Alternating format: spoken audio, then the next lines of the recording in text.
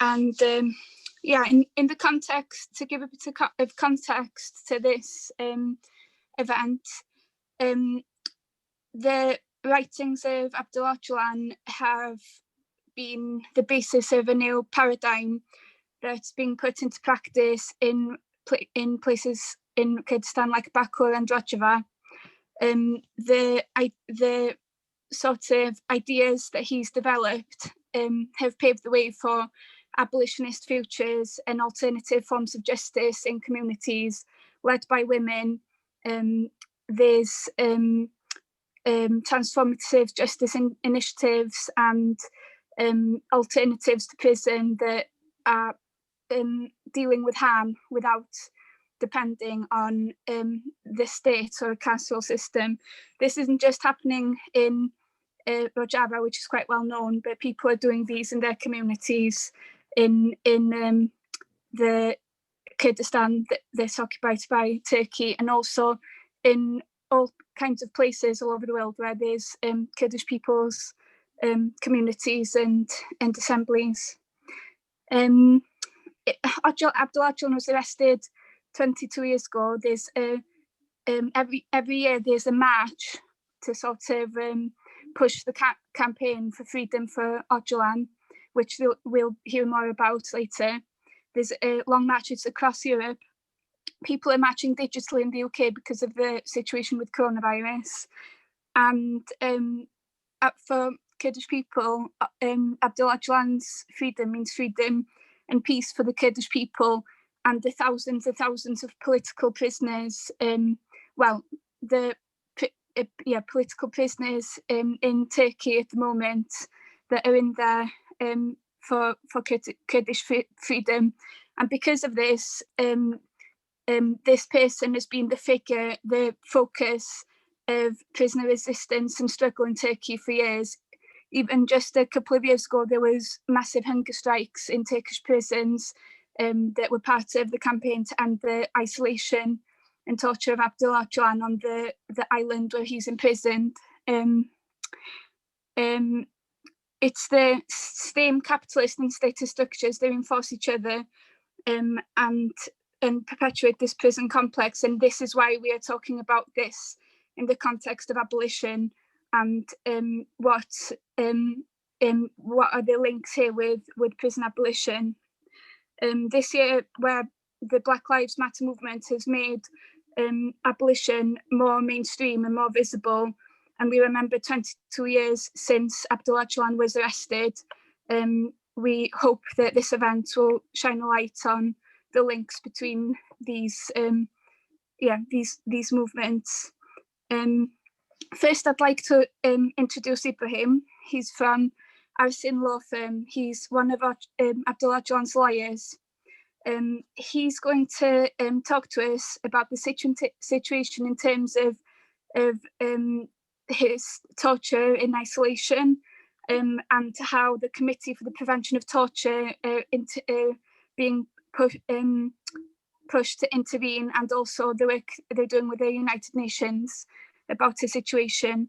Thank you so much for joining us, and we'll be taking questions from him directly after he speaks, and we'll be going through a translator. So thank you very much, Andrew, for doing the translation work.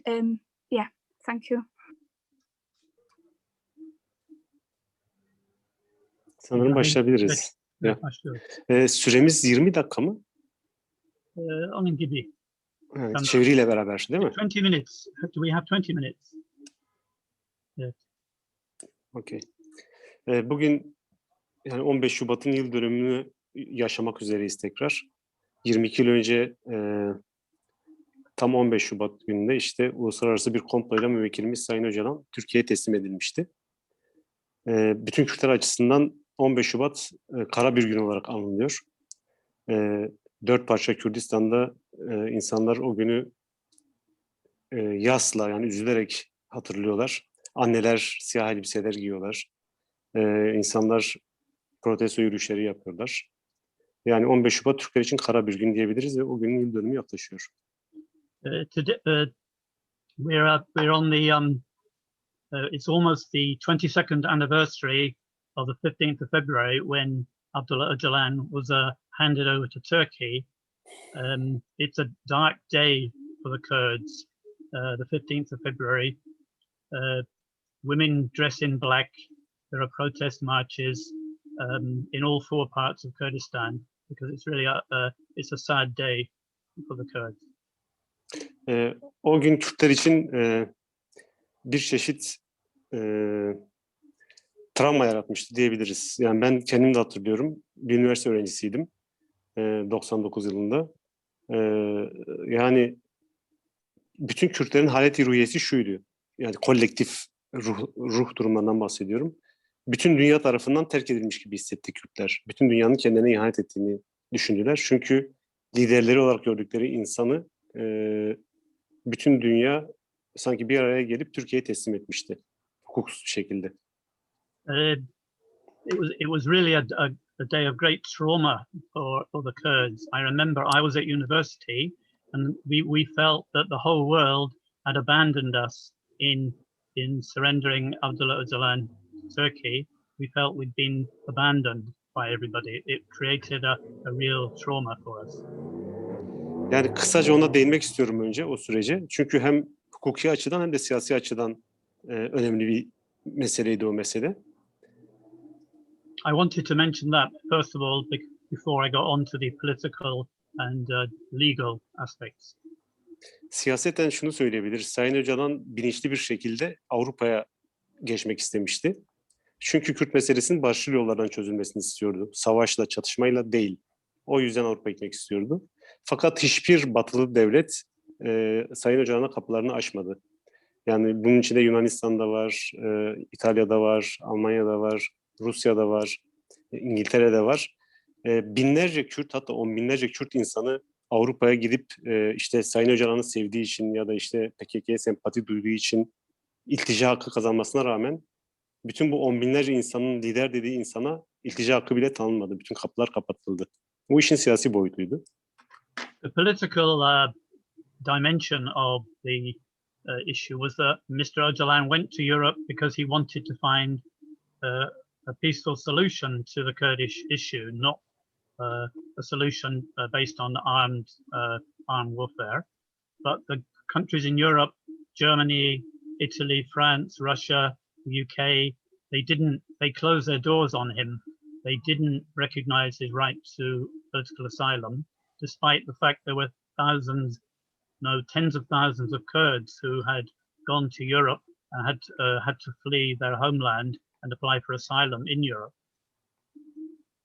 Hukuki açıdan ise o dönem Sayın Öcalan yine bütün hakları ayaklar altına alınarak, çiğnenerek Türkiye'ye teslim edildi. Ve İmralı'daki sistem ta başından hukuksuz bir şekilde inşa edildi ve Avrupalı devletler, Avrupalı kurumlar da ne yazık ki buna göz yumdular. Yani mesela Avrupa Konseyi, İşkenceyi Önleme Komitesi gibi kurumlar o tecrit sistemine ta başından göz yumdular. And all Mr. Öcalan's rights were trampled on when he was handed over to Turkey. And from the very beginning, when he was placed on the island of Imrali, the system there, a system of isolation, it was ignored by Europe, by the Council of Europe, by the Committee for Prevention of Torture. It was there from the very beginning, that system. Sadece şunu da söylemek isterim.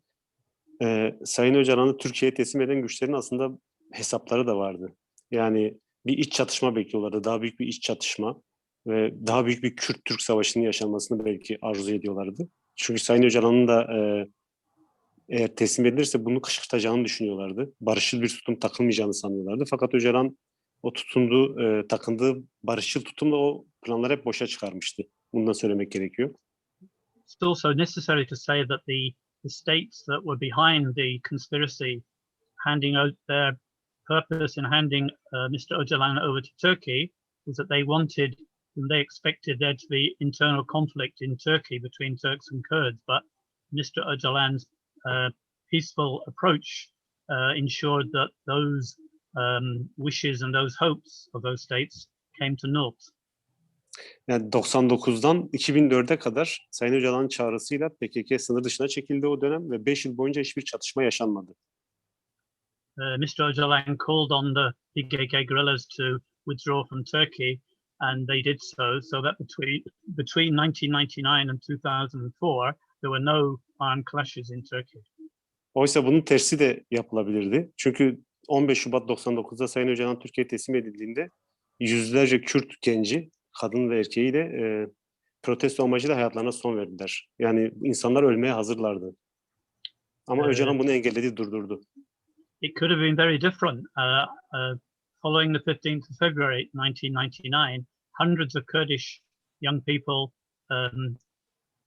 ended their lives. They were prepared to put their lives on the line. So things could have been very different. But Mr. Öcalan ensured that this didn't happen. Bütün bu barış çabalarına rağmen ne yazık ki Sayın Öcalan 99'dan bugüne kadar hep ağır tecrit koşullar altında kaldı. 2009 yılına kadar ise, yani 99'dan 2009 yılına kadar 10 yıl boyunca tek kişilik bir hapishanede kaldı. Yani İmralı cezaevinin tek mahpusu oydu. But despite that, Mr. Öcalan was kept in the most severe conditions. For the first 10 years until 2009, he was the only inmate on that prison on the island, the only one. Yani o dönem biz çok nadir olarak izin verildiğinde gidip kendisini ziyaret edebiliyorduk. Diyelim ki 3-4 haftada bir kere gidebiliyorduk ve 1 saat görüşebiliyorduk kendisiyle. Onun dışında başka hiçbir insanı görme şansı yoktu. Ve kimse de onunla konuşmuyordu. During those years, it was only possible for lawyers to visit him once a month, and then for only an hour at a time. Guantanamo'dan bahsedilir, yani katılımcılar muhakkak duymuşlardır, biliyorlardır. Sayın Öcalan bir kere kendi koşullarından söz ederken bize demişti, yani İmralı aslında pro Guantanamo sayılır demişti. Çünkü Guantanamo'daki tutsaklar bile bir şekilde avukatlarıyla görüşebiliyorlardı, mahkemeye çıkarılabiliyorlardı ya da birbirlerini görüyorlardı. Sayın Öcalan ise tek başına koca bir hapishanede 10 yıl boyunca kaldı. Mr. Öcalan once said, compared his situation to Guantanamo. At least in Guantanamo Bay, there were more than one person there, and that people there could meet their lawyers, whereas he was the only one on the island for 10 years. Tabii ki Guantanamo'nun koşulları çok kötüydü, ama en azından bütün dünya tartışmıştı Guantanamo'yu, haberleri vardı. İmralı ise dünyanın gündemine bile bir türlü gelmiyordu oradaki hukuksuzluk. Of course, conditions in Guantanamo Bay were bad, but at least it was on the world's agenda and it was discussed, whereas nothing was really said about Imrali. Düşünün, Avrupa'da herhangi bir yerde, yani İngiltere'de ya da Fransa'da ya da Almanya'da bir hapishane var, bir cezaevi var ve o cezaevine hiçbir avukat giremiyor, hiçbir sivil insan giremiyor. Bu kabul edilebilecek bir şey mi? Değil. Ama Türkiye'de bu durum aynen bu şekilde. Şu anda İmralı cezaevi var. Kimse gidemiyor oraya. Just think, in Europe, could there be a prison where no one could visit? Because that is the situation with Imrali. No one can go there at the moment. Düşünün, biz avukatlar 2011 yılının 27 Temmuz'unda götürülmemeye başladık İmralı'ya. Hani daha öncesinde arada bir götürülüyorduk. Fakat 27 Temmuz 2011'den sonra 2019'a kadar bir kere bile ziyaret gerçekleştiremedik. Whereas in the first years we were able to go to visit, between 2011 and 2019 we were unable to go. They started to prevent lawyers, even lawyers going to visit. It became very difficult. 2019 yılında müvekkilimizle görüşme şansımız oldu 4 kere. O da açlık grevleri sayesinde oldu ne yazık. Yani insanlar, Türkiye'de hapishanelerdeki binlerce siyasi tutsak süresiz ve dönüşümsüz açlık grevine girdiler. Ne yazık ki 10 civarında genç insan yine hapishanede hayatlarına son verdiler protesto amaçlı. Ancak ondan sonra, yani ölüm eşiğine geldi binlerce insan. Ondan sonra izin verildi Sayın Öcalan'la avukatların görüşmesine ve ailenin görüşmesine. 2019 yılında. After the hunger strikes in 2019, during which 10 prisoners, 10 inmates ended their lives in protest. After those mass hunger strikes, we were able to visit Mr. Öcalan on 4 occasions, only after those sacrifices had been made. Bugün geldiğimiz noktada ise ne yazık ki tam bir tecrit halinden söz edebiliriz. Çünkü biz hiçbir şekilde haber alamıyoruz müvekkilimizden. Hiçbir şekilde. Yani en son sanırım Nisan ayındaydı. Bu pandemi korona 19 nedeniyle bütün dünyaya yayılan pandemi Türkiye'ye de gelip yayılmaya başladıktan sonra Kürt kamuoyunda tepkiler yükseldi Sayın Öcalan'dan haber alınamadığı için. O yüzden devlet ilk defa Sayın Öcalan'ın ailesiyle 15 dakikalık bir telefon görüşmesi yapmasına izin verdi. Sayın Öcalan'dan son aldığımız haber buydu. Nisan 2020'den bahsediyorum. Neredeyse bir yıl olacak. Now there's complete state of isolation for Mr. Öcalan. Last year, when the pandemic started and the Kurdish people were anxious about Mr. Öcalan's condition, he was allowed to receive a phone call from his family for 15 minutes. But since then, we've had no contact with him at all. He's completely cut off. Şu anda hiçbir şekilde mektup alamıyoruz mesela. Telgraf deseniz o da yok. Telefon hakkı İmrali'de zaten sadece bir kere kullanıldı bu bahsettiğim örnekte olduğu gibi. Oysa Sayın Öcalan'la aynı cezayı alan insanlar, yani ağırlaştırılmış müebbet hapis cezası alan tutsaklar Edirne cezaevinde de var, Tekirdağ cezaevinde de var bu tür insanlar. Onlar mesela aileleriyle telefonda görüşebiliyorlar 2 haftada bir. Ama İmrali'de böyle bir durum söz konusu değil. We cannot even send letters. We don't receive letters from him. Other prisoners who have received the same aggravated life sentences. There are prisoners in Tekirdağ and Edirne prisons. They're allowed to speak to their families on the telephone. But Mr. Öcalan is denied that right.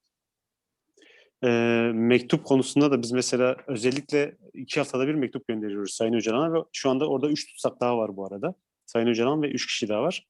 Onlar da aynı şekilde aynı koşullara tabiler. Mektup gönderiyoruz fakat bu mektupların kendilerine verilip verilmediğini teyit edemiyoruz. Çünkü cevap gelmiyor hiçbir şekilde. Yani bize hiçbir mektubumuza cevap yazılmadı bugüne kadar. We send Mr. Öcalan letters. There are 3 other prisoners on the island. We send them letters, but we don't know whether those letters are actually given to the prisoners because we don't get any replies to those letters. Aslında çeşitli ülkelerde sanırım kampanyalar başlatıldı Sayın Öcalan'a mektup göndermek şeklinde. Mesela Güney Kürdistan'da, Irak'ta ve Rojava'da bu tür kampanyalar başlatıldı. İnsanlar mektup gönderiyorlar yani. Fakat bunlar ulaşıyor mu ulaşmıyor mu onu biz bilemiyoruz. Bize sorulduğu zaman da biz insanlara gönderin diyoruz yani. Göndermeyi deneyebilir insanlar. En azından sahip çıkıldığı bilinir Sayın Öcalan'a. Yalnız olmadığı bilinir. A letter writing campaign started, so people have been writing to Mr. Öcalan from South Kurdistan and Iraq, from Rojava, from other places. People do write letters, but we don't know if he actually receives these letters. Fakat bize sorduklarında biz göndermelerini tavsiye ediyoruz. Hani dayanışma amaçlı ya da işte oradaki tutsaklar ve Sayın Öcalan kendilerini yalnız hissetmesinler diye gönderin diyoruz. Devlet bilsin yani gelen mektupları en azından. But we encourage people to write letters for solidarity so that the state knows that people are actually supporting him and writing letters to him. Şeyden bahsetmek isterim bir de. Spiti'nin ziyaretinden bahsetmek isterim. Spiti en son 2019 yılında Türkiye'ye geldi ve İmralı'ya da gitti. Ve bu 2019'daki raporunu da 2020 yılının Ağustos ayında açıkladı geçen sene. Rapor bizim açımızdan olumlu bir rapordu. The CPT, the Committee for Prevention of Torture, they last visited Mr. Öcalan in 2019, and their report on his conditions was published in August last year, and it's a positive report for us. Yani bütün eksikleri neredeyse söylemişti CPT. Telefonla görüşme konusundaki sıkıntılar, aileyle görüşmeler, avukatla görüşmeler, oradaki koşulların kötü olması, yani 10 metrekarelik bir odada kalıyor sonuçta Sayın Öcalan ve diğer 3 tane hükümlü. Onların birbiriyle görüşmeleri, yani 23 saat tek 10 kişilik odada kalmalarını doğru bulmuyor CPT. Onların bir araya gelmesini gün içerisinde istiyor mesela. Bunun gibi birçok öneri vardı fakat ne yazık ki bunların hiçbirisi şu anda yerine gelmiş değil. The report mentioned all the negative points that we've seen, the fact there are no visits, no contact with lawyers, the fact they're staying they're in single cells for 23 hours a day, they can't meet each other prisoners. All these points are raised in the CPT report, but nothing's been done since then. CPT'nin 9. ziyaretiydi bu bahsettiğimiz ziyaret. Yani 99'dan 2019'a kadar 9. kez gitmişti. Ve her seferinde de aslında rapor yayınlıyordu CPT ve bu raporların hepsinde de bu eksiklikleri tekrar ediyordu. Türkiye'ye tavsiyelerde bulunuyordu, eleştiri yapıyordu. Fakat sorun şu ki bugün geldiğimiz noktada biz haber bile alamıyoruz müvekkillerimizden. Yani CPT'nin o tespitleri yapması güzel, yerinde. Fakat Türkiye'yi bu eksiklerden, yanlışlardan geri dönmeye teşvik edemiyor. Yani bunu sağlayamıyor CPT ne yazık ki. This was the ninth visit that the CPT has made to Imrali, and on every occasion they make recommendations, they make criticisms of Turkey, and recommend things be done, but none of these things get done. Unfortunately, nothing has changed. Biz bu pandemi sürecinden önce CPT ile yüz yüze görüşmeler de gerçekleştiriyorduk. Strasbourg'a gittiğimizde yetkililerle görüşüyorduk, CPT'lerle. Türkiye'ye giden üyeler de oluyordu bazen. Bize hep aynı şeyleri söylüyorlardı. Yani biz Türkiye ile görüşüyoruz, Sayın Öcalan'ın durumu kabul edilemez, tecrit koşulları asla kabul edilemez. Hükümet yetkilileriyle ciddi tartışmalar yürütüyoruz, üzerinde çalışıyoruz, çabalıyoruz. Hep böyle şeyler söylediler. Fakat dediğim gibi sonuç ortada, yani olumlu bir şey yok. Biz biraz da bu yüzden diyoruz, yani CPT ve diğer Avrupalı kurumlar aslında zımni olarak, yani hiçbir şey yapmayarak bu tecrit sistemine ortak olmuş oluyorlar ne yazık ki. We used before the pandemic. We used to go to Strasbourg. We have met members of the CPT delegation to Imrali, and they would say to us, "This is unacceptable. This should be done. This total isolation is unacceptable." But nothing has changed. This is why we say that European organizations are tacitly supporting Turkey in this regime of isolation. Bazen o yetkililere şunu da söylüyorduk, yani görüşmelerde. Türkiye gerçekten oyalamayı çok iyi beceriyor. Kandırmayı da çok iyi beceriyor. 22 yıldır da CPT'yi oyalamayı başardı. Yani hem CPT'yi hem de Avrupa İnsan Hakları Mahkemesi'ni. Çünkü sonuç olarak Sayın Öcalan tecrit altında. Yani bu Türkiye'nin başarılı olduğunu gösteriyor aslında. In fact, Turkey is very good at drawing things out. It's very good at pulling the wool over people's eyes, at conning people. For 22 years now, they've been delaying and actually getting away with what they're doing with towards the CPT and the European Court of Human Rights. They're able to deceive these bodies. Bu toplantıya başlamadan önce ağırlaşmış müebbet hapis cezasından bahsetmiştik buradaki katılımcılarla. Mesela o konuda da Avrupa İnsan Hakları Mahkemesi'nin verdiği bir karar var 2014 yılında. Avrupa İnsan Hakları Mahkemesi öz olarak şunu söylüyor. Diyor ki siz bir insana ölünceye kadar dışarıya çıkma umudu hiç olmadan müebbet hapis cezası veremezsiniz. Ölünceye kadar olmaz diyor. Eğer böyle bir ceza vermişseniz bu işkence anlamına gelir. Kötü muamele anlamına gelir. Avrupa İnsan Hakları Sözleşmesi'nin 3. maddesindeki işkence yasağının ihlali anlamına gelir diyordu. 2014'te. Before we started this session, we were discussing life sentences when it's all life, the whole life. The European Court of Human Rights handed down a judgment in 2014 saying that life sentences until death with no chance of release were unacceptable, were a violation, in fact, of Article 3 of the Convention, the article that prohibits torture. Because if you have no hope of being released, this is a kind of torture. Dolayısıyla Sayın Öcalan şu anda aslında her geçirdiği günü işkence altında geçirmiş oluyor. Kötü muamele altında geçirmiş oluyor. Çünkü cezasının infaz biçimi işkence anlamına geliyor. Hence, every day of Mr. Öcalan's sentence is a day spent under torture. according to that judgment of the European Court of Human Rights, because he has no hope of release. Ya, az önce Avrupalı kurumlarla görüşmelerimizden bahsederken şunu söylemeyi unutmuştum. Biz mesela Avrupa İnsan Hakları Mahkemesi'nin kararlarının uygulanmasından sorumlu olan Bakanlar Komitesi ile de görüşmeler gerçekleştiriyorduk. Avrupa Konseyi Bakanlar Komitesi. Onlarla yaptığımız tartışmalarda bize bazen şunu söylüyorlardı. Diyorlardı ki biz Türkiye'nin üzerine çok gidersek Türkiye belki de Avrupa sisteminden tamamen çıkabilir. Siz bunu ister misiniz diyorlardı bize. Bize diyorduk ki hayır. Mesela ben Türkiye'li Kürt bir hukukçu olarak Türkiye'nin Avrupa Konseyi'nden çıkmasını istemem. Avrupa sisteminden çıkmasını istemem. Ya da Avrupa Birliği adaylığından vazgeçmesini istemem diyordum. Fakat siz çevirin istiyorsanız ben devam edeyim.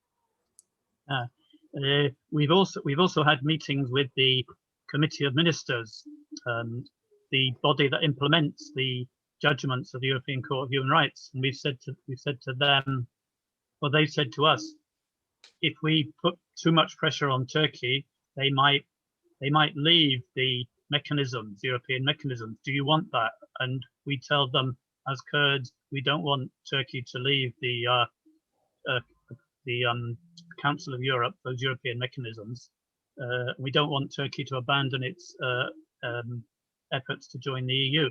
But fakat eğer zamanında siz Türkiye üzerindeki etkinizi kullanmazsanız, iş işten geçtikten sonra kullanmaya karar verirseniz de bir işe yaramaz artık. Türkiye artık Avrupa'yı da takmayabilir. Avrupa İnsan Hakları Mahkemesi kararlarına hiç uymuyorum diyebilir bir süre sonra. Yeterince kendi güçlü hissettikten sonra. Ne yazık ki bugün geldiğimiz nokta tam da o nokta yani. Oraya geldik. Türkiye artık takmıyor Avrupa'yı.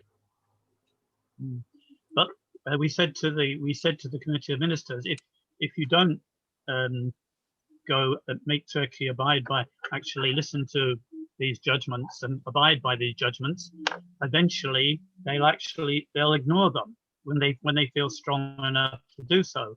And that, unfortunately, is the point we've now reached, where Turkey is ignoring judgments of the European Court of Human Rights. It just doesn't take any notice anymore. Mesela bugün Osman Kavala'yı duymuşsunuzdur belki, ya da Selahattin Demirtaş kararları uygulanmıyor. Bunlar mesela bizim için hiç sürpriz olmadı. Biz böyle olacağını biliyorduk. Ta o zamandan Türkiye yavaş yavaş bunu hazırlıyordu. Bugün geldiğimiz noktada işte artık uymuyor kurallara. Ama ilk kiminle başladılar? Yine Sayın Öcalan'la başladılar. Yani Sayın Öcalan'la ilgili 2014'teki o kararın gereğini yerine getirmeliler. Yine 2004 yılında mesela Sayın Öcalan adil yargılanmamıştır dedi ahim. Yeniden yargılanması gerekiyor dedi ama yeniden yargılanmadı Sayın Öcalan. Hep öyle başladı Sayın Öcalan'la ve bütün Türkiye'ye yayıldı o hukuksuzluk ne yazık ki.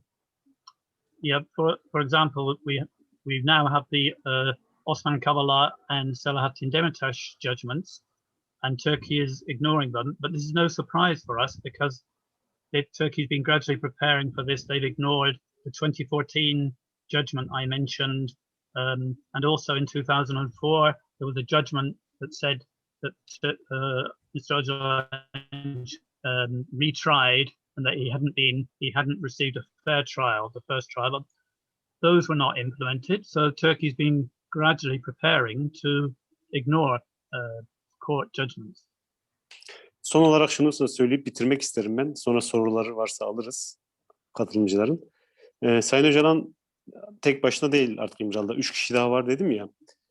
Fakat bu şey gibi gelmesin. Hani 3 kişi olunca sanki oradaki tecrit sona ermiş gibi algılanmamalı. Aslında o 3 kişi de o izolasyon içine girmiş oldular. İzolasyon sisteminin içine girmiş oldular. Bir çeşit grup izolasyonu uygulanıyor.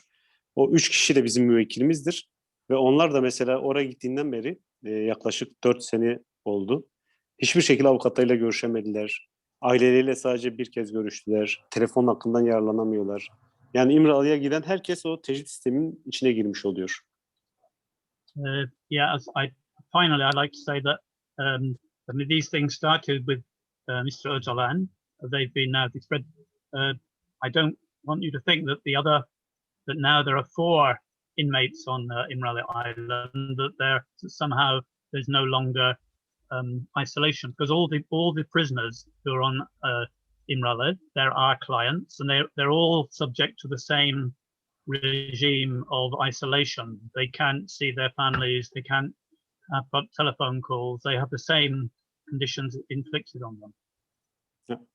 Ben bütün katılımcılara teşekkür etmek istiyorum. Bu konuda duyarlı oldukları için. Önce size tabii. Çevirdiğiniz için teşekkür ederim.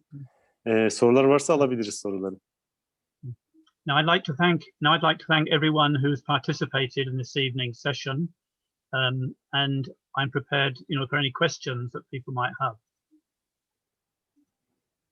Well, thank you very much. Teşekkür ederim, İbrahim arkadaş. Gelek spas.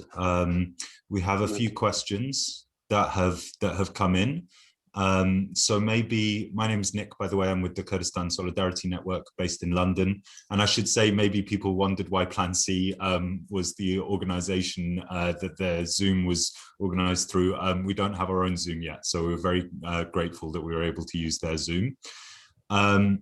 So there are three questions which we've had. So maybe I'll ask all three of them at once, and then Andrew, you can translate. Elif has also put a translation into the chat, and then Ibrahim can respond to all of them.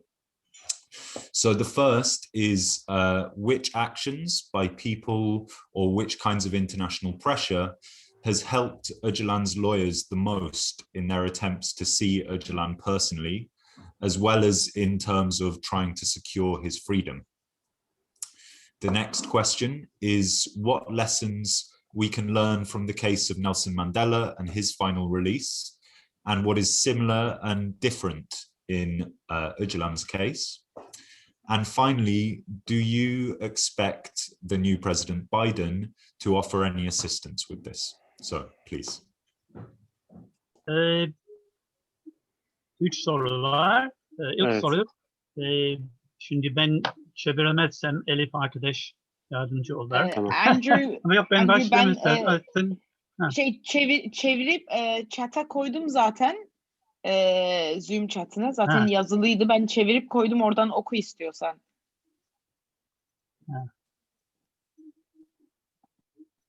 Ha. Ben mi okuyayım? Yoksa İbrahim mi okuyayım? Ben de okuyabilirim. Okuyorum. Ha.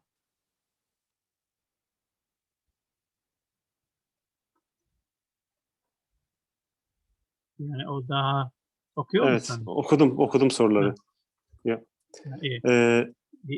He's read the questions that were on chat, so that's good. Aslında sorular birbiriyle alakalı da sayılabilir. O yüzden üçüne beraber de cevap verilebilir gibi. Vermeye I çalışayım can yani. answer all three together. They're linked in some way. Sayın Öcalan'ın davası yani siyasi bir dava. Uluslararası boyutu olan siyasi bir dava. Çünkü Kürt meselesiyle bağlı. Sayın Öcalan bütün savunmalarında kendisi bunu dile getiriyor yani. Benim özgürlüğüm halkımın özgürlüğüne bağlıdır diyor. Kürt halkının özgürlüğüne bağlıdır diyor. Çevirim ben devam edeyim istiyorsanız. This case, Mr. Öcalan has always made clear that his case is a political one, an international one, and that because he is on trial and representing and fighting for the freedom of the Kurdish people. Sonuçta Sayın Öcalan'ın özgürlüğü Kürt meselesinin çözülmesiyle yakından bağlantılı. Kürt meselesinin çözülmesinin ise bir sürü uluslararası boyutu var. Uluslararası dengelerle ilgili, Orta Doğu'daki dengelerle ilgili, dünyayı domine eden hegemonik devletlerle ilgili, yani ABD ile ilgili, İngiltere ile ilgili, Rusya ile ilgili çok boyutlu bir mesele ve hepsi gerçekten de gelip Sayın Öcalan'ın şahsında somutlaşmış oluyor. Türkiye de bunun çok iyi farkında. Siz çevirin yine istiyorsanız. Uzun olmasın diye bekliyorum. I mean, Mr. Öcalan's the freedom of Mr. Öcalan is linked to a solution for the Kurdish question, which is a multi-dimensional issue affecting all sorts of things in the Middle East. A lot of problems are linked to this, and Mr. Öcalan's case is key to this. Turkey is well aware of this. Yani Kürt meselesi düşünün 40 milyonun üzerinde bir nüfus var Orta Doğu'da. İşte 4 parçaya bölünmüş. Katılımcılar az çok Kürt halkını tanıyorlar aslında öyle tahmin ediyorum. Ve böyle siyasi bir davanın, siyasi bir meselenin, büyük, devasa bir siyasi meselenin çözülmesi için büyük bir uluslararası destek de gerekiyor. Yani işi sadece ulus devletlerin, dünyayı domine eden devletlerin insafına bırakmamak gerekiyor. Halkların dayanışması gerekiyor. Sadece mazlum halkların dayanışmasından bahsetmiyoruz. Yaşadıkları ülkeler, dünya siyasetinde söz sahibi olan halklar da Kürt halkıyla dayanışmalı. Örneğin İngiltere'deki, Britanya'daki halklardan bahsediyoruz. İngilizler, İskoçlar, Galler ya da işte Fransızlar ya da İtalyanlar. Sayın Öcalan hep devletlerle halkları birbirinden ayırıyor. Yani devletler, ulus devletler doğaları gereği milliyetçiler, doğaları gereği belki saldırganlar. Ama halklar böyle değil. Halklar dayanışabilir. Eğer halkların Kürt meselesinin çözümü konusunda harekete geçmesini sağlayabilirsek toplumların, o zaman bunun Sayın Öcalan'a da faydası olacaktır. Sayın Öcalan'ın özgürlüğüne giden yolda da katkıları olacaktır. Yani bu Kürt meselesinin görünürlüğünü mümkün olduğu kadar artırmak gerekiyor. Bunu söylemeye çalışıyorum. Nasıl ki Filistin meselesi dünyanın gündemine oturabiliyor her zaman, dünyada tartışılabiliyor İsrail ile Filistin arasındaki mesele. Kürt meselesinin de artık bu noktaya gelmesi gerekiyor. Yani dünya gündemine girmesi gerekiyor. I mean, it's a major question. The Kurdish people, there are over 40 million Kurdish people spread over four different states, and this is such a key issue, the freedom of Mr. Öcalan. But to ensure to gain his freedom, it's not something that can be left to states alone, to nation states. Mr. Öcalan always distinguishes between the people from whom you can expect solidarity and the states in which they live that have their own interests. So the people in Europe, the French, the different peoples of Britain, the Welsh, the Scottish, the Irish, people, solidarity from ordinary people can ensure that the Kurdish question can be on the agenda, the world agenda, in the same way that the Palestinian issue is discussed. This is something that is necessary in order for this to happen. Şunu söylemeye çalışıyorum. Siz şimdi Sayın Öcalan'ı gidip İmralı'nın kapılarını açıp buyur dışarı çık derseniz bile çıkmayabilir yani. Kürt meselesi çözümsüz kalacaksa Sayın Öcalan özgürlüğün bir işe yaramaz diyor. Benim halkım özgür kalmadıkça benim özgürlüğümün bir anlamı olmaz. Ben özgür de hissedemem diyor. Dolayısıyla o yüzden ben Kürt meselesiyle Sayın Öcalan'ın durumu birbirine bağlıdır diyorum. Kendisi de bunu düşünüyor. Bu nedenle de şey yapılması lazım yani. Kürt meselesinin çözümü için işte insanlar ellerine gelen şey yapabilirler. Mesela Rojava'daki gelişmeler son yıllarda Kürt meselesinin biraz gündeme gelmesini sağladı. Yine katılımcılar belki bilirler. Oradaki inşa edilmek istenen sistem aslında Sayın Öcalan'ın fikirlerinin hayata geçirilmesinden ibarettir. O Rojava'daki durumun anlatılması, oradaki kadınların özgürlükçü duruşlarının anlatılması dünyadaki insanları etkileyebilir. Bu yüzden bir çeşit propaganda faaliyetine ihtiyaç var sanırım. Bizim ne yazık ki Kürt halkının en eksik kaldığı, zayıf kaldığı yön bu. Yani işin diplomasi boyutu ve propaganda boyutu. Bizim dostlarımızın bunu yapmasına ihtiyacımız var en çok. Yani Kürtlerin davasını, meselesini dünya halklarına anlatmaları gerekiyor. Onlardan beklentimiz bu. The sort of support that we need is something that we're not so good as Kurdish people. We're not so good at carrying out propaganda, publicity to gain support for the freedom of Mr. Öcalan. Well, for a resolution of the Kurdish question, because if you said to Mr. Öcalan, if you open the prison door in Imrali and said you can leave, he might not go if the Kurdish question had still not been resolved, because he would say, what's the point? We need to resolve the Kurdish question. There's no point in if I have personal freedom if the Kurdish question has not been resolved. So this is something, the developments in Rojava that are based on the writings, the ideas of Mr. Öcalan, the resistance of the women there, their struggle, these things have been discussed, and it's our friends, they can actually carry out this campaign. That's something that we haven't been able to do as Kurdish people. Our friends can carry out campaigns of solidarity. That would be the best thing for us. Yani Mandela'nın durumuna da bakarsak onda da aynı şeydi. Yani toplumsal bir destek olmadan Sayın Mandela'nın özgür kalması mümkün olamazdı. Sonuçta oradaki örgütlülük ve halkın bilinçlenmesi neticesinde ve o davanın uluslararası anlamda da tanınması, desteklenmesi sayesinde Mandela özgürlüğüne kavuştu. Nelson O da Mandela siyasi bir meseleydi. Nelson Mandela was only released because of the international campaign of support for him and the demand for his release. That was effective in Nelson Mandela being released. Son olarak Biden meselesinden bahsediliyor.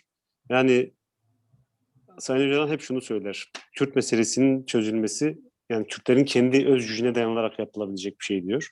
Kürtlerin mutlaka kendi öz gücüne dayanması gerekiyor diyor. Yani uluslararası güçleri bu meseleye karıştırmamak en iyisi diyor. Türkiye'de bu görüşmeler yapıldığı zaman yani devlet adına gidip Sayın Öcalan'la görüşen devlet yetkililerine de bunu söylüyordu Sayın Öcalan. Biz bu meseleyi kendi içimizde halletmeliyiz diyordu. Çünkü Rusya ya da ABD ya da başka ülkeler Orta Doğu'ya müdahale ettiklerinde hep kendi menfaatlerini hesaba katacaklardır.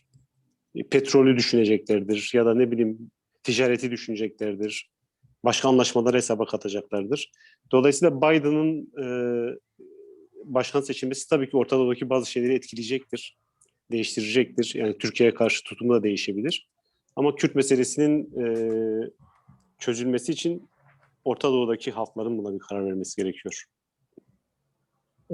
As for the question about Mr. Biden, obviously some things may change, but Mr. Öcalan always emphasizes the importance of the Kurds relying on their own power, and Mr. Öcalan told Turkish officials the same thing, that it's better to have the peoples of the Middle East resolving this issue, because if you have players from outside, they will have their own interests, whether it's petrol, trade, other questions. They'll have their own interests. So it's better to resolve these issues through the people, with the Kurdish people's own strength. Son olarak şunu söylemek isterim. Bence biz iyi yoldayız. Yani 15 yıl önce mesela böyle bir toplantı da yapamıyorduk.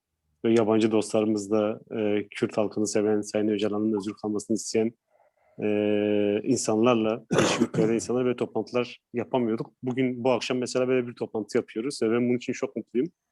Ve bu da bizim iyi yolda olduğumuzu gösteriyor. Bunları artırmamız gerekiyor. Bu tür etkinlikleri ve sizin gibi insanların sayısını. Finally, I'd like to say that I think we're on the right track, because 15 years ago we couldn't have had such a meeting as we've had this evening. But thanks to you, our friends there, we've managed to have this meeting, and we should try to have more of such meetings. Ve sizin gibi insanların da sayısını arttırmamız gerekiyor. Sizin gibi dostların We yani. need to have more people like you, more friends like you. Teşekkür ederim tekrar. Thank you very much. Thank you very much once Biz de again. teşekkür ederim. Thank you so much for joining us, Ibrahim. And there's some links in the chat for more information about some of the themes that Ibrahim spoke about. And thank you, Andrew, for the translation. Gerek var İbrahim Bey. Spazlıkım. Ben teşekkür ederim. Gerek var. Ben teşekkür ederim. Yani zamanınız yoksa isterseniz ayrılabilirsiniz. Tamam. Ben yani o zaman Andrew tabii ki buyur.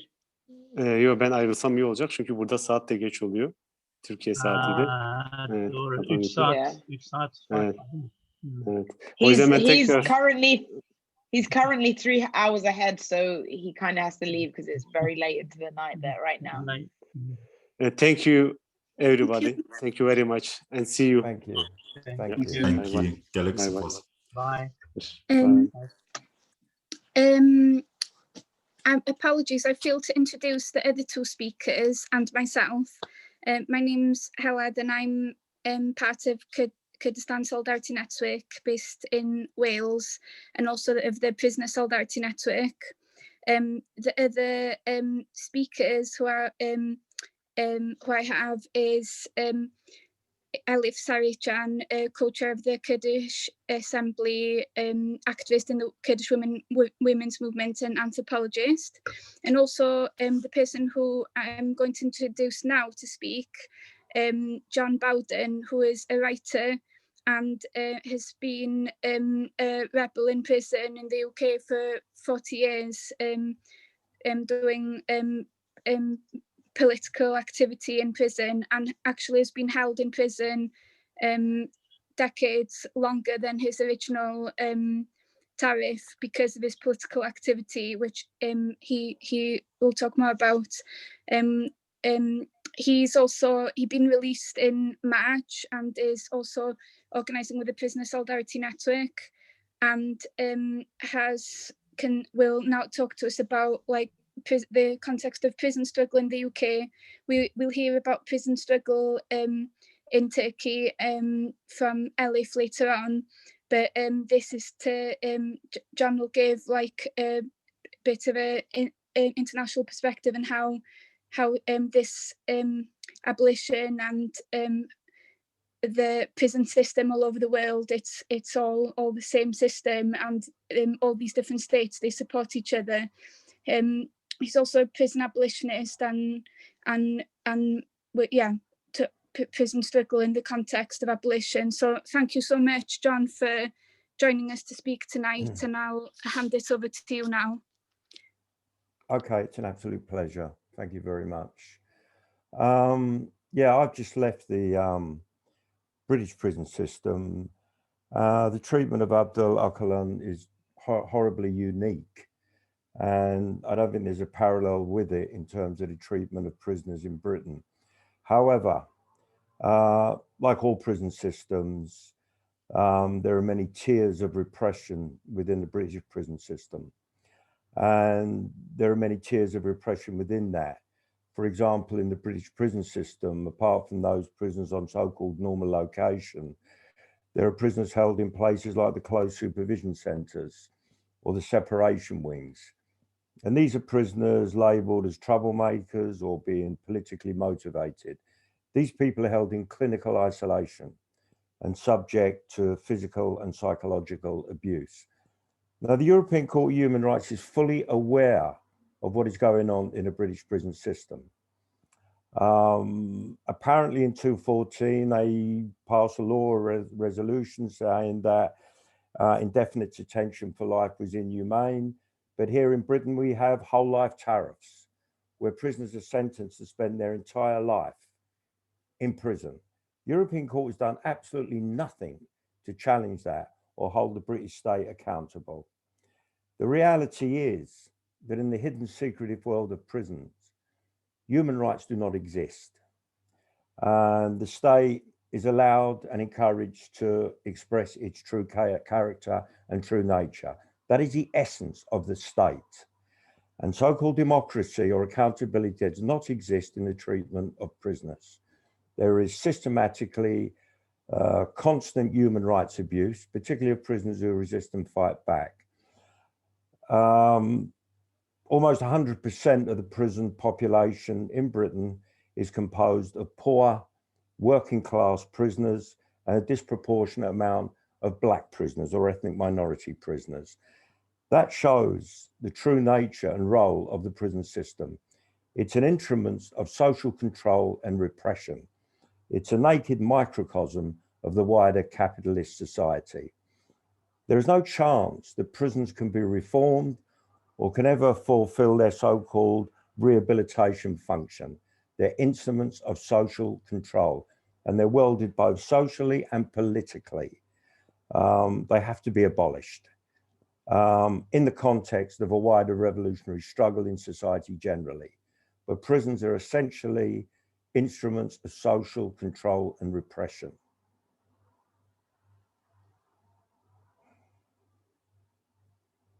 Any questions?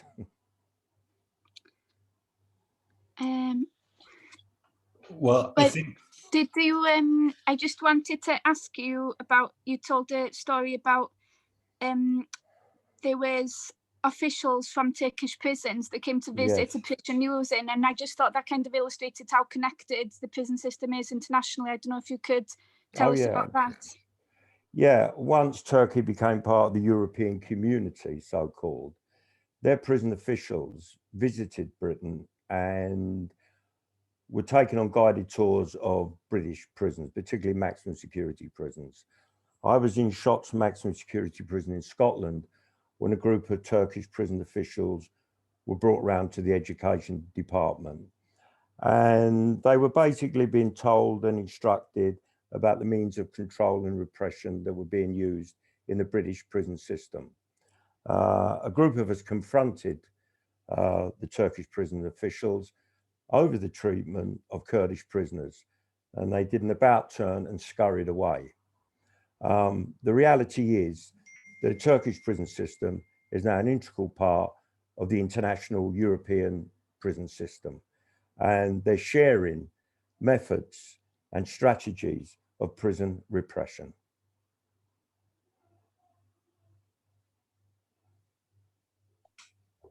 So there's questions starting to come into the chat now, but I think maybe before we bring those in, could you say a little bit more about how your own political activism meant that that you were kept in prison for so much longer than you would have been? Because I know from what we were talking about before, that was part of the experience in your case, that once you got politically active, it meant that this role of the state that you so perfectly described before became even clearer. Yeah, I was originally imprisoned as a very young man. I was a member of a street gang in South London, a very violent street gang. And I was convicted along with two other men for murdering another petty criminal. And in prison, very early on in my sentence, I was extremely rebellious and violent, and I was convicted of taking a prison governor hostage.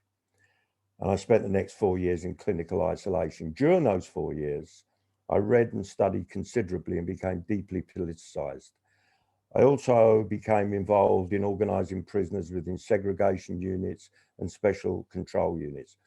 Once I was identified as being politically motivated, I was then targeted and suffered horrendous violence, psychological and physical violence, along with similar prisoners to myself. When my tariff had expired in 2007, and I was then eligible for parole, I went before the parole board. And one of the main reasons used to deny my release was that I was a subversive prisoner, politically motivated, linked to various groups, and explicitly it was alleged that I was linked to terrorist organizations. The two prisoners, or the two men originally convicted with me, were model prisoners. They were released over 20 years ago. I was detained in prison not because I was considered a risk to the community. There'd been a number of psychology reports done on me, and virtually all of them said that I was no risk to the community whatsoever. I was held in prison because of my political activities in terms of trying to empower prisoners and combat human rights abuses in prison. That's why I was held in prison for 40 years. Eventually, we had to take a judicial review in the High Court. And although the judicial review failed, the judges did say to the Home Office and to the parole board, unless you have a definite argument or criteria based on public protection for denying him his release, you're going to have to release him. They were therefore forced to release me on the condition that I spend a year in a supervised hostel, parole hostel. Every other prisoner only has to spend 2 months here. I've now been here 12 months and I'm still here. So I'm still being closely supervised. Yeah, and that's, as you said, directly because you're a political prisoner who refused Absolutely. So one of the friends who's joined us has asked if you could tell us a bit more about the Prisoner Solidarity Network, about its actions and about how we can support it. The Prison Solidarity Network is essentially an abolitionist group. We believe in the abolition of the prison system in the context of wider social and political change. We're involved in a number of campaigns organised and centred around the human rights abuses inflicted on prisoners. We provide and offer solidarity to those organisers or to those struggles and to the various groups involved in the context of our abolitionist beliefs and principles.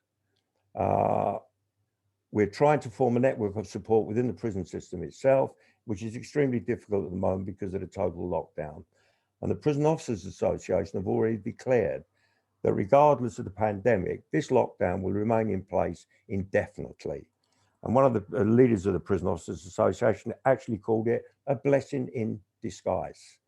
So it's very difficult trying to organise within this prison system. But what we're trying to do is open up a network of contacts within the prison system in order to develop solidarity around various issues like the prison industrial complex, the enslavement of prisoners economically by private multinational companies. There's a situation or an issue that we're presently organising around in Wales, HMP Berwyn, which although, you know, Berwyn is in Wales, prisoners within that jail are not allowed to speak in their native tongue. If they are, they're persecuted and physically attacked. It's an absolutely racist establishment. So we're organised around various issues like that. Great, thanks. So there's some questions about the conditions in prisons. So obviously we have some friends with us here today who are new to the idea of prison abolition. And so maybe this question can be answered with some of them in mind. Would you say that there are any prison personnel with good intentions? I guess it's people working in the prison. The thing about, yeah, obviously there are people who join the prison system or work within the prison system who are probably driven by very noble ambitions and objectives. But they're very, very quickly disillusioned. There is a strong culture within the prison system, particularly among the uniformed staff, that the purpose of prison is to break the spirit of prisoners. Okay, it's all about punishment. Some individuals, very idealistic, somewhat naive individuals, prison teachers, etc., work within the prison system, as I say, motivated by the best intentions. But it soon becomes very clear to them that because of the balance of power in prison, where prisoners are completely disempowered, uniformed staff have absolute power, it is very, very naive to imagine that positive change can ever be achieved within an intrinsically and structurally oppressive institution like prison. It can't happen. Prisons are beyond reform. Great, thanks. And another friend has asked if you could say a bit more about the close supervision units. What are the conditions in them and how can we support some of the people who are put in them? The close supervision centres were created in 1998. There were units before then, and I was in one, I was in the whole special unit. But they were run along fairly liberal lines. The unit I was in, there were 10 other prisoners. We were labelled the most disruptive, unmanageable prisoners in the system. But within the unit itself, it was a fairly open, liberal regime. And then in 1998, it was decided to shut those particular units because it was claimed by the Home Secretary at the time, Michael Howard, that we were being appeased, okay?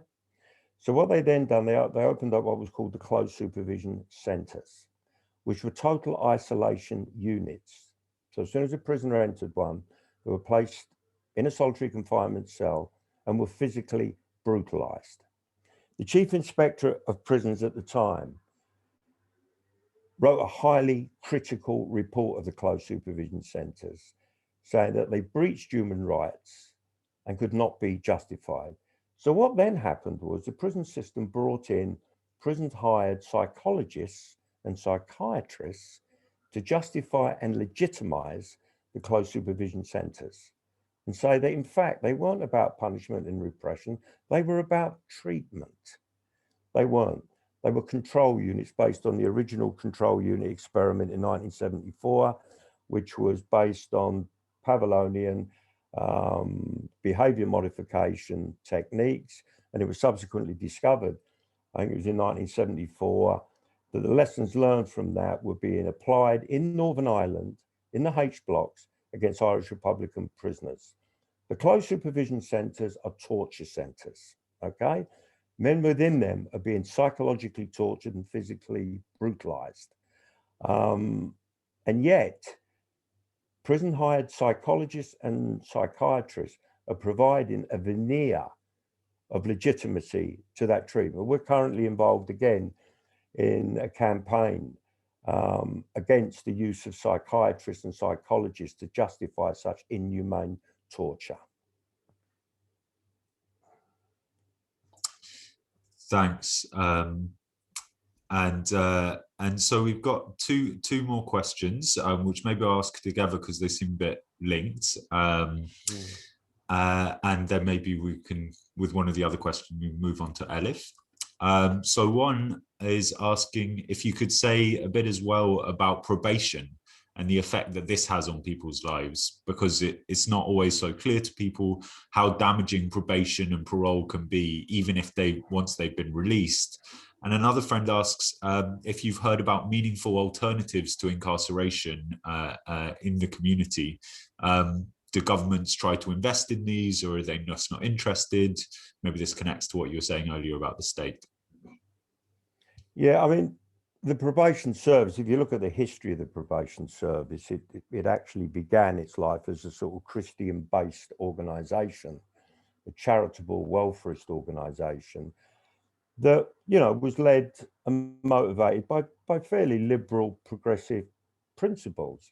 And it was about reintegrating ex-prisoners back into the community. Over the last 10 to 15 years or 20 years, it's now become part of the prison system. The prison system and the probation system are one system. And the probation system exists not to encourage and assist and support prisoners in reintegrating back into the community, but to police them in the community. There's a massive number of recalled prisoners back in the prison systems. I mean, we're talking about thousands, who on release did not reoffend, did not break the law. They were recalled for technical breaches of license, sometimes for the most ridiculous of reasons, by probation officers, who now see themselves almost as American-style parole officers. Us on parole, us prisoners on parole, are no longer given assistance and support in trying to reintegrate back into the community. We are policed in the community, okay? Although physically liberated or released from prison, we are still imprisoned within the community, and we can be recalled. I mean, at the moment, I'm in a parole hostel, okay, which they charge rent. We're charged rent but we're held there against our will, so it's not a free agreement. I tried to organise a rent strike when I first came here, and I was issued with an official letter from the manager of the hostel saying that if I refused to pay my rent, I would be evicted from the hostel. And because it was a condition of my parole that I had to reside in a parole hostel, I would be subject to recall to prison indefinitely. Okay.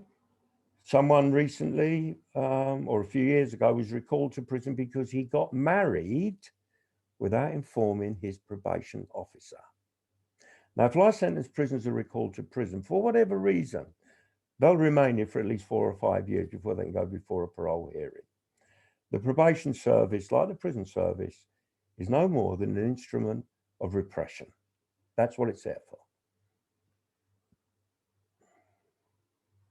Well, thank you so much. We need to move on to Elif shortly, okay.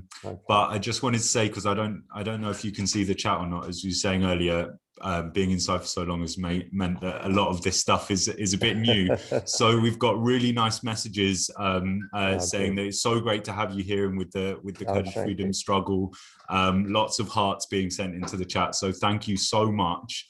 And I did see the question earlier, and yeah, people sending massive solidarity, and thank you so much for joining us.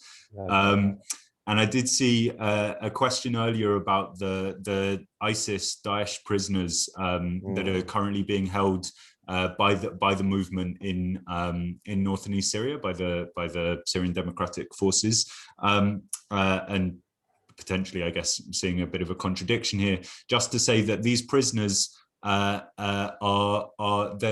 movement is very actively trying to release them and trying to rehabilitate them. The ones who are Syrians, many have already been released, and many who are Iraqis are being repatriated. So there's active reconciliation work going on to try and reintroduce these people to the community. And recently, because of the stresses that the pandemic has hit, a huge number, I think even now the majority of the Syrian ones have been released, including the families. Obviously, abolition is a process, but the movement is very actively trying to have these prisoners and their families released. So just to say that, but I'll hand over to Elif now and to Elif. Oh, thanks, John. And I'm sure things Elif will be saying, it'll be possible to make links with the things you were talking about with prison struggle in the UK. I'm just like to introduce Elif Sarichan. Like I said, is co-chair of the Kurdish Assembly in the UK, activist in the Kurdish women's movement, and anthropologist. And she's going to talk to us a little bit about the prison resistance in Turkey by prisoners of the Kurdish movement, and some of the latest campaigns as well. And yeah, thanks, Elif. I'll hand to you. Thank you so much, Elif. Thank you so much for everyone who has organised this this session tonight, and a very special thank you to John for telling us, you know, in such an inspiring way, how, you know, that many years of direct experience of direct repression by the state, and you know, your spirit really comes through, even though we're on these screens and on the Zoom and all that. Like, it really comes through, and it's been really great to hear everything you've had to say. In some ways, I know there's, like, you know, kind of some of the history that I'll talk about now, but in some ways it's kind of like that's kind of the peak of the event, and maybe we should have stopped there. But anyways, I'll try and do a little bit of the history justice. So I think in some ways, actually, kind of talking a little bit about the history of prison struggles in the context of the Turkish state, and therefore the Kurdish freedom movement, kind of ties quite well together in Ibrahim talking about the situation of Mr. Abdullah Öcalan, and of course John speaking about the British prison system, and actually even his own personal experience of just how the international prison system is connected in, for example, the experience of, in some ways, I suppose, coincidentally, witnessing Turkish officials walking through prisons in Britain. And I think, especially in the case of the Kurdish movement, the prison struggle of the freedom struggle is directly related and is a very foundational and essential part of the history of the struggle for freedom as a whole. You know, it can't be separated from each other. And it's also related to, you know, directly related to the experience of Kurdish prison, directly related to the level of fascism that the state has been at different stages. So it's no surprise that the main prison struggles in the context of the Kurdish struggle in Turkish prisons started in the 80s. And, you know, there was the 12th of September 1984 fascist coup in Turkey. And straight after that, particularly revolutionaries and lefties were being rounded up, all across Turkey. And this included members of the Kurdish freedom movement as well, the PKK at the time. And thousands and thousands of people were rounded up and put into various different prisons. And the most notorious, but also the most revolutionary and inspiring history came out of particularly the experience in Diyarbakir, which is Ahmed in Kurdish. And the Kurdish movement doesn't refer to it as a prison, but refers to it as the Ahmed dungeon. For various reasons, of course.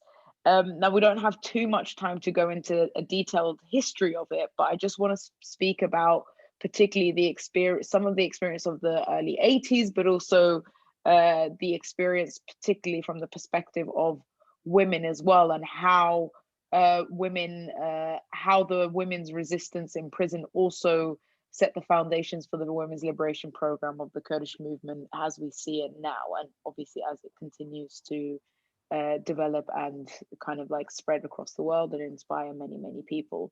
So in 1982, triggered by the resistance of Mazlum Doğan, again, actually, to give some context, the experience in prisons, and of course the experience outside of prisons in Turkey at the time, were mirrored in a way that, of course, out in Turkey in general, from the Kurdish language being banned and any kind of activity, mobilizing, organizing, all of these were banned.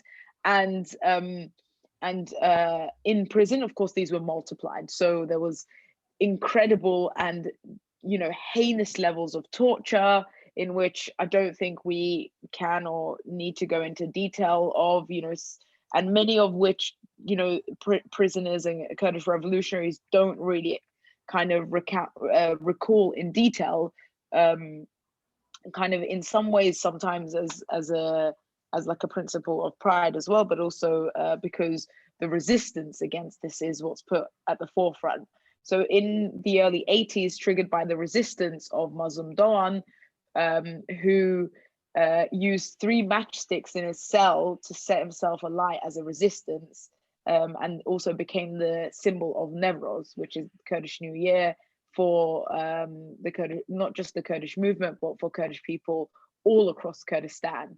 So that is what triggered the main prison resistances and turned prisons in Turkey, particularly led by the Kurdish movement, as a very direct, active, and dynamic arena of resistance. And I think this is really crucial to understand.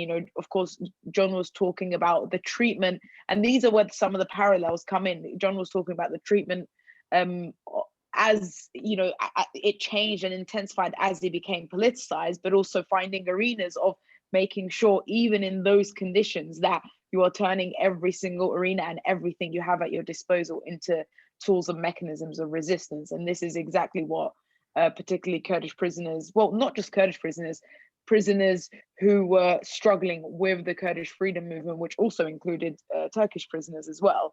And so the main Kurdish prison resistance comes on the 14th of July 1982, with the start of death fasts by Kemal Pir, Mehmet Hayri Durmuş, Ali Çiçek, and Akif Yilmaz. So they start a death fast, not necessarily and not just about the direct conditions in prisons, but also it's an active struggle against Turkish state colonialism. So often prisoners throughout history go on prisons to protest their direct conditions, but the history of the Kurdish movement, particularly in prisons, is filled with hunger strikes as symbols of resistance against colonialism, using one's body as a weapon in those conditions. And so these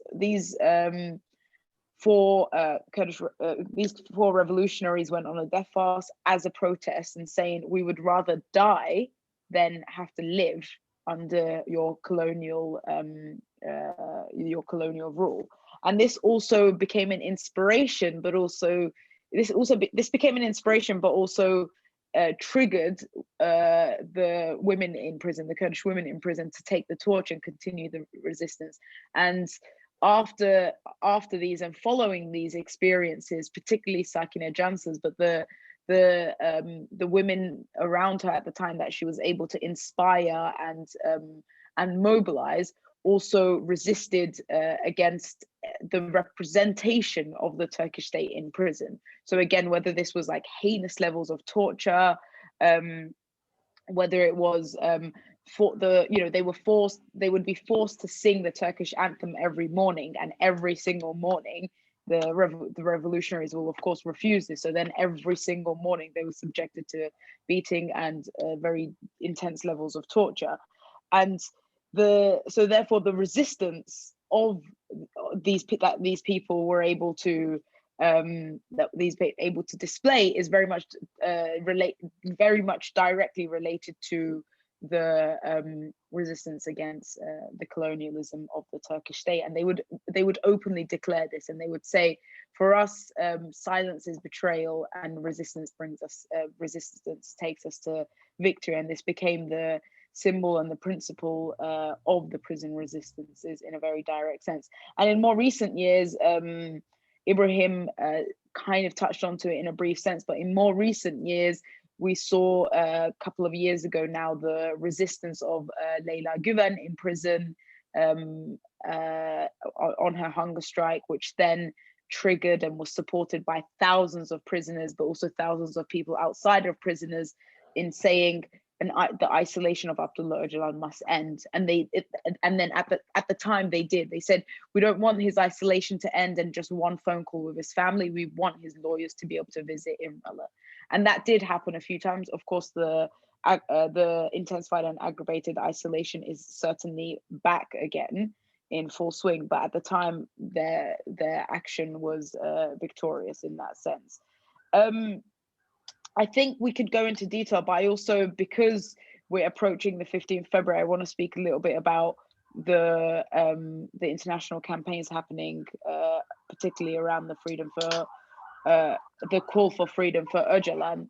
But also, I just want to reiterate, you know, which I think connects very well what John was saying and what Ibrahim was saying, which is that the way prisoners are treated, particularly politically, always happens through precedents being set. So the treatment that we see of political prisoners, of political opposition all across Turkey, the precedent of that being able to be rolled out in such a mass way was achieved through the treatment of Abdullah Öcalan. And of course, through years and years of a campaign to vilify him in Turkish media, many sections of the opposition at the time were silent. And now, especially in the last few years, the experience and the treatment and the circumstances has been rolled out to all sections of political opposition in Turkey.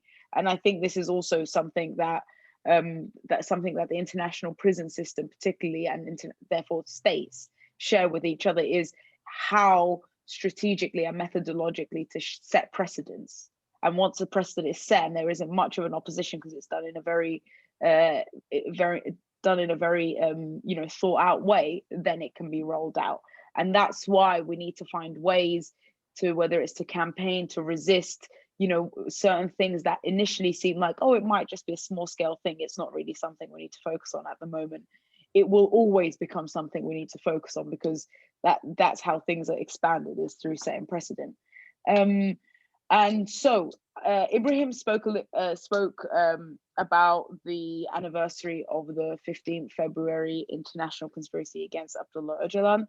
So in 1999, well, initially in 1998, on the 10th of October, he was forced out of Syria because Turkey threatened to invade Syria if he stayed there any longer. So he had to leave. And then on the 15th of February 1999, he was captured at the Greek embassy in Kenya on his way to South Africa upon invite from Nelson Mandela. And since then, of course, there's been many freedom campaigns for Abdullah Öcalan, many calls for freedom, many demands in various different forms.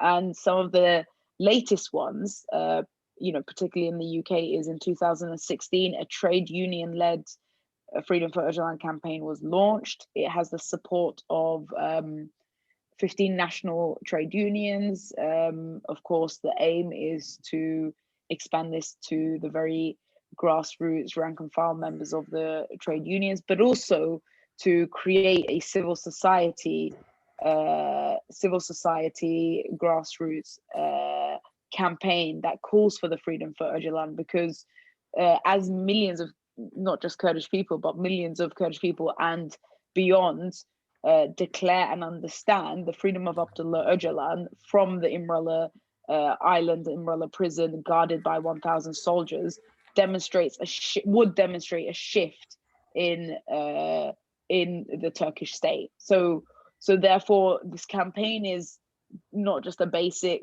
call for the freedom of a mere prisoner, but it's also a call that encompasses the transformation of a state, and in this case, a state that is a very instrumental member of NATO. So there's campaigns at the moment happening all around the world, in Italy, in South Africa, in all over Europe, Germany, many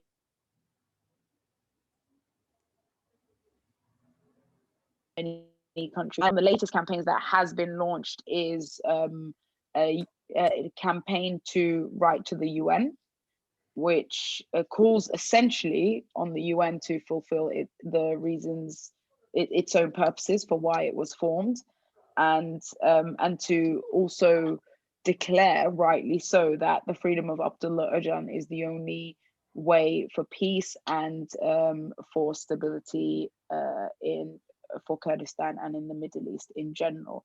I think I want to keep it here for now. I mean, I could speak a little bit about some of the political analysis, but I think also, I think if people have questions about that, I can answer it, but I think I'll keep it there for now.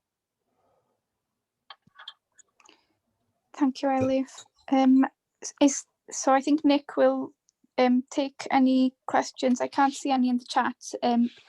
I can't see any hands because I'm on a phone, but Nick, did you want to go questions? Yeah, so maybe just while people are thinking of some questions, I thought it was really important what you were saying, Elif, about the setting of precedents, and it ties in directly with what John was saying about the close control, close supervision units, and the precedent there in the H blocks and the way that the Irish Republican prisoners were being treated. And obviously another thing that connects those two struggles, the Kurdish freedom movement and the struggle of the Irish Republican prisoners, is the use of hunger strike as a tactic of resistance.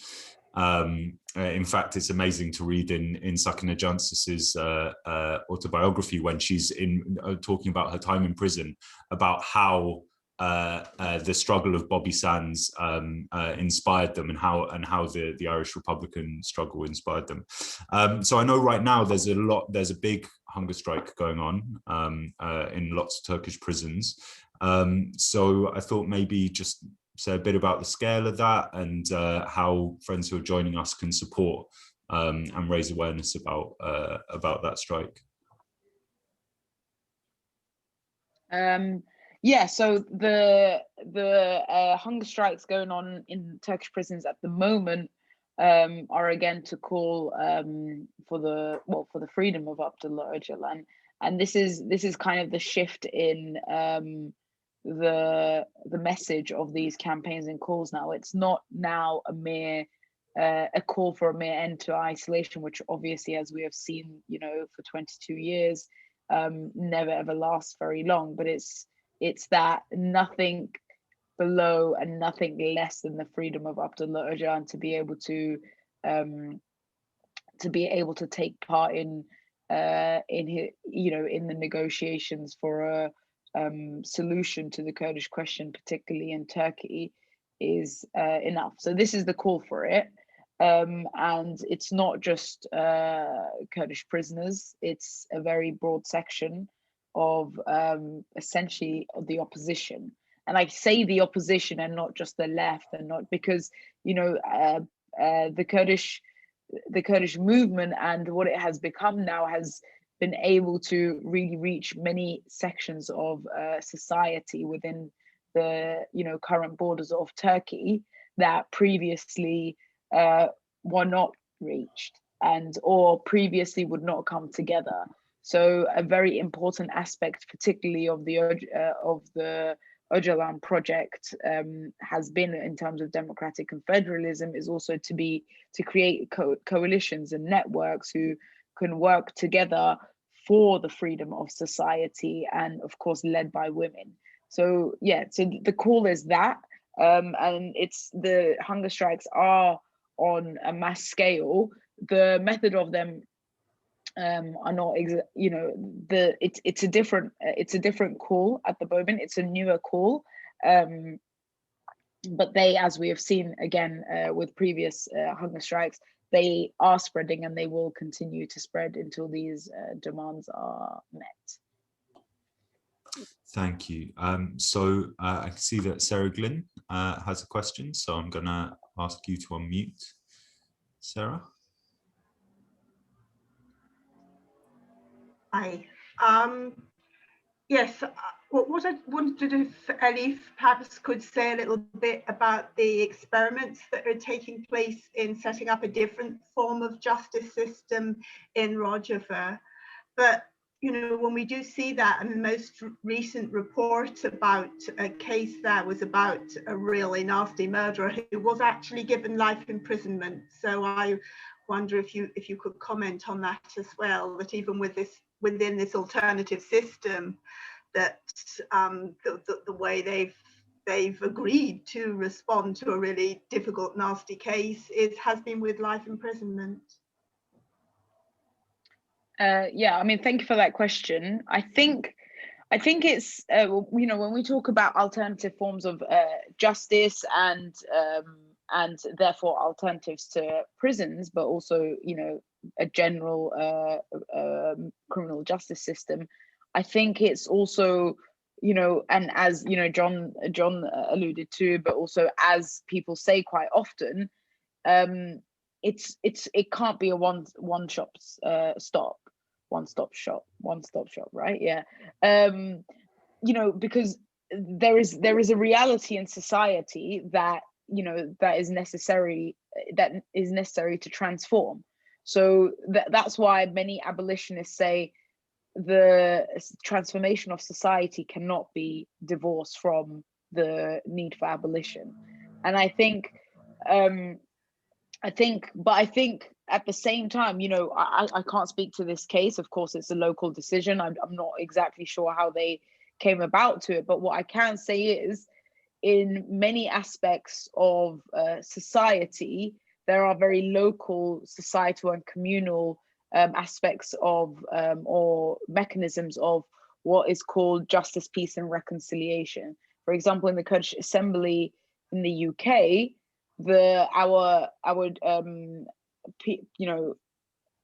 it's our justice, peace and reconciliation committees predate even our assembly system.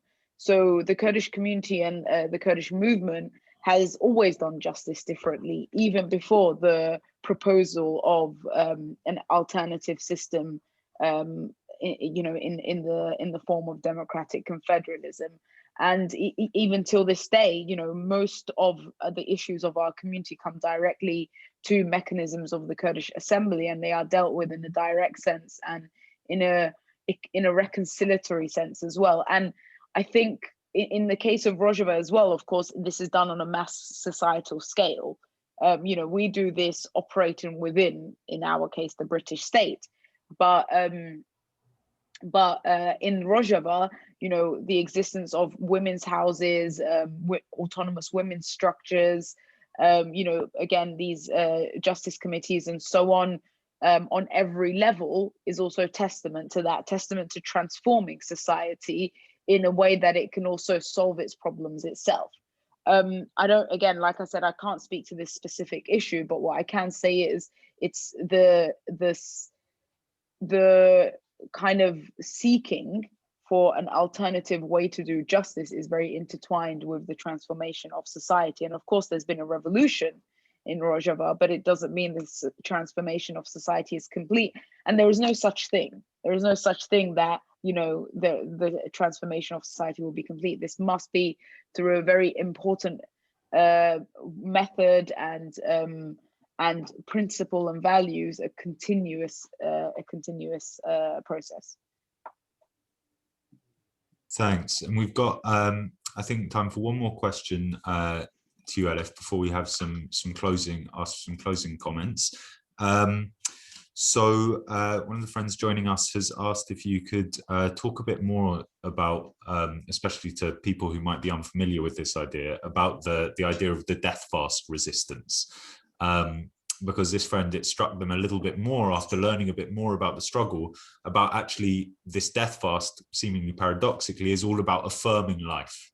There's the phrase that that's used, you love life so much you're willing to die for it. So maybe you can say a bit more about that. Yeah, I mean, thank you very much for that question. I think it's, I suppose, in some ways a good way to end as well. So, I mean, it's kind of exactly what you just said, Nick, but also, you know, it's directly connected to the resistance to the colonialism of the Turkish state, you know, the racist fascist colonialism of the Turkish state. And the declaration, essentially, or the philosophy, is that it's not just about being physiologically alive and breathing and, you know, once in a while, I don't know, giving yourself fuel to like kind of continue in some ways, but it's about living a free life, living a meaningful life, and living a life in which one's struggle for freedom is also being realized. You know, this is also connected to what Sakine Cansız says, where she says, in my utopia and in my free Kurdistan, the struggle will never end. Because freedom ultimately is also about being able to struggle for a better life, to struggle for the transformation of life and society, society and just life itself around you, including yourself. And I think that's also important. Like, this is also including, it's not that the individual and the person is separate from society, but it's not that they are in some sort of like conflict with each other, but it's also the synthesis between the individual and society. And therefore, you know, in that case, in the case of these death fasts, those individuals also become society. They become a symbol of the rebellion of the Kurdish people, to say, we would rather die than spend another minute under your fascist colonialism. And also they understand the philosophy of their action, that they trigger a rebellion and a resistance that will spread to the people. And it absolutely did that in the case of you know, the 1982 death fasts. And, you know, from there and into the 90s, you know, the resistances, the rebellions, you know, the Sarhildans and the Rapidins and so on that we saw all across Kurdistan, it is essentially connected to that spirit, is to say, we would rather, because many of these people across Kurdistan, if they just stayed quiet, didn't speak Kurdish, forgot their language, the state would probably mostly leave them alone, because they would be like, okay, you're now fully assimilated into Turkishness in the case of the Kurdish experience and the Kurdish history. You have now fully assimilated into the frameworks of the Turkish nation state. You can live in a physiological sense. But of course, these people chose not to live in that way, because that simply was not life for them.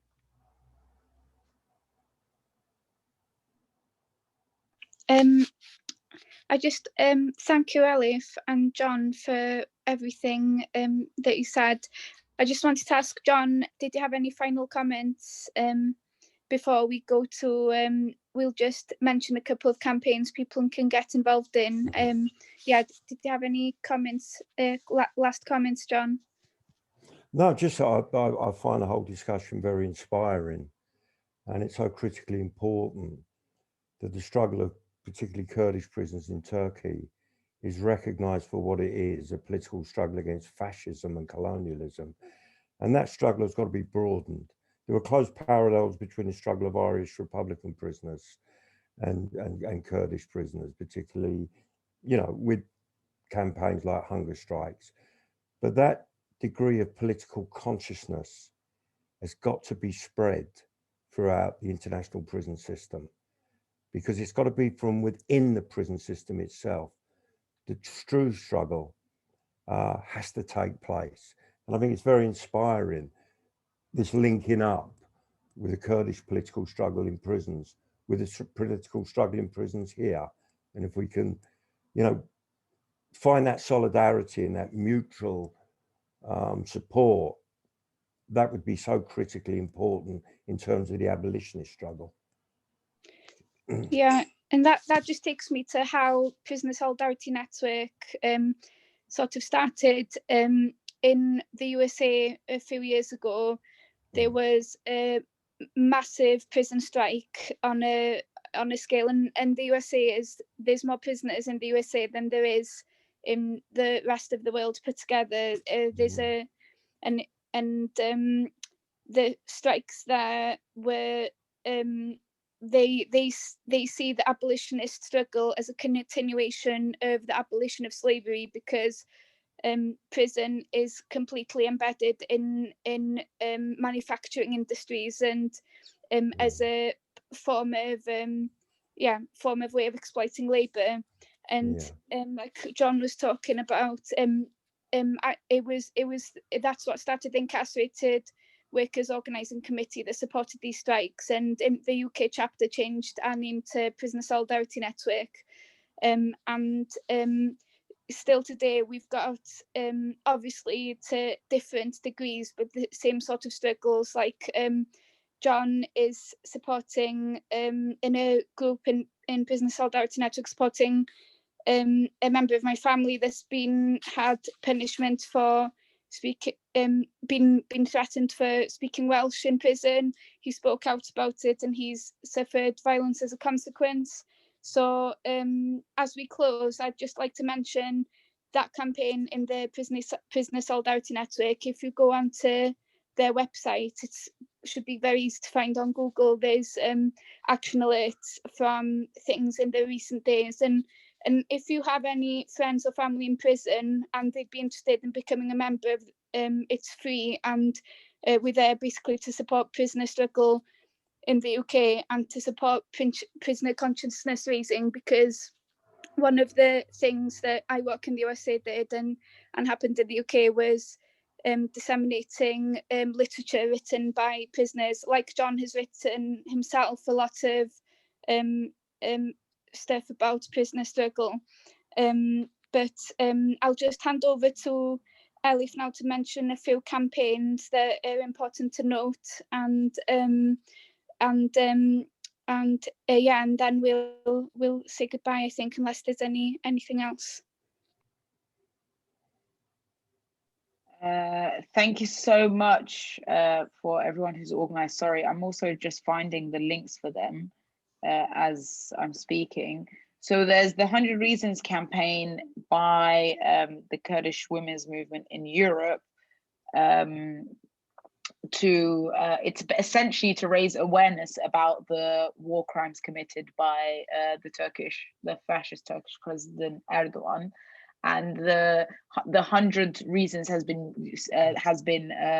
kind of selected as a symbolic way to ask to say there are 100 reasons for 100,000 signatures for 100 reasons why the dictator Erdogan should be tried at the International Criminal Court. Now, I know obviously this talk is about abolition, but of course there still must be a mechanisms for genocide and war crimes in the case of states to be accountable. This is the women's movement. There's also the UN letter I spoke about. So there's a campaign to write to the UN to activate its committee against torture and send them to Imrali and for the Imrali prison, and for the conditions of Abdullah Öcalan to be discussed at the UN, and to then essentially call for his freedom, because obviously there is no legal basis in any way for why he is kept there. So I will send the link for the UN campaign now to the chat for everyone to.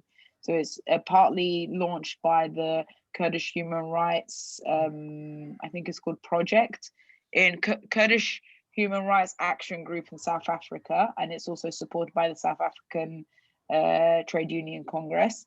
And finally, and I've already put that in, but I'll put it in again, there's the UK-based Freedom for Öcalan Trade Union campaign that you can also support and follow, so I'll share that as well. I'm not sure if I've missed anything. Have I missed anything? I think, of course, there's many solidarity campaigns. There's the Kurdistan Solidarity Network. There's the Kurdish Assembly. So please follow our work. But if there's anything I've missed, maybe Nick or Helef can add. No, so the only thing to add is there's obviously the Boycott Turkey campaign, which is an easy way in which you can start to show some practical solidarity and have some conversations.